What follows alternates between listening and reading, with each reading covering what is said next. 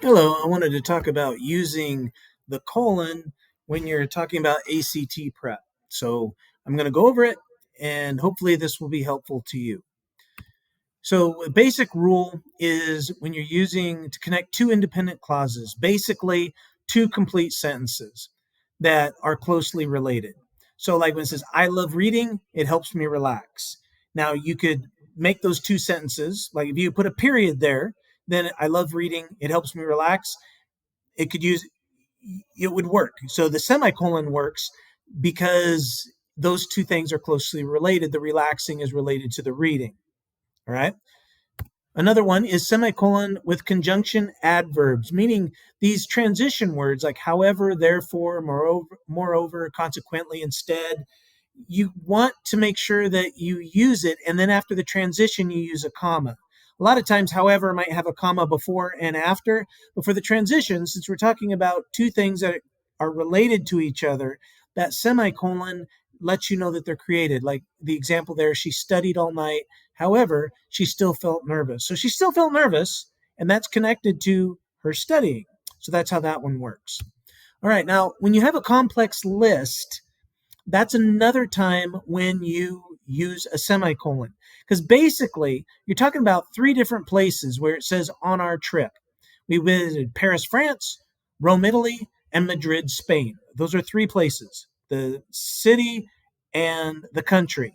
However, if you put a comma in there, it would sound like six places. I visited Paris, and France and Rome and Italy and Madrid and Spain. And that's not what you're trying to say because you only went to three places, right?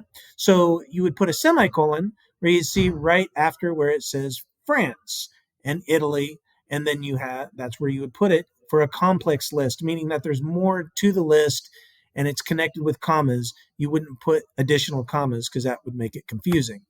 All right, some common errors is when you use a semicolon before a dependent clause, meaning when we talk about it needing to be two sentences, that's wrong, where it says, I love reading, semicolon, because it helps me relax. Because if you put because it helps me relax, what does? We don't know. That can't be a sentence by itself, so you wouldn't use the semicolon, even though we know it's connected to the reading, but it couldn't stand on its own. So you wouldn't put a semicolon in there. Then also, semicolon isn't just where you would normally put a comma, where it says, I went to the store and I bought supplies. That's not one of the transition words there. That one's connecting the two. So you just use a comma. And when it says, and I bought apples couldn't stand by itself. And I bought apples. And what are you talking about? That's not a transition, right?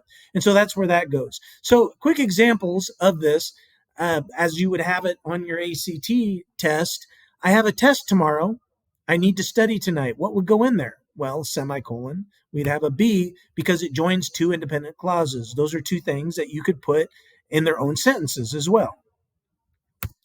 We visited New York, New York, Dallas, Texas, and Chicago, Illinois.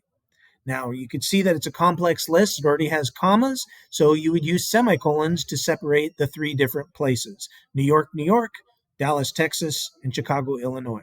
So you would have semicolons separating the complex list items. Then we have, she worked very hard on her essay. However, she forgot to proofread it. Now, however is one of those transition words, right?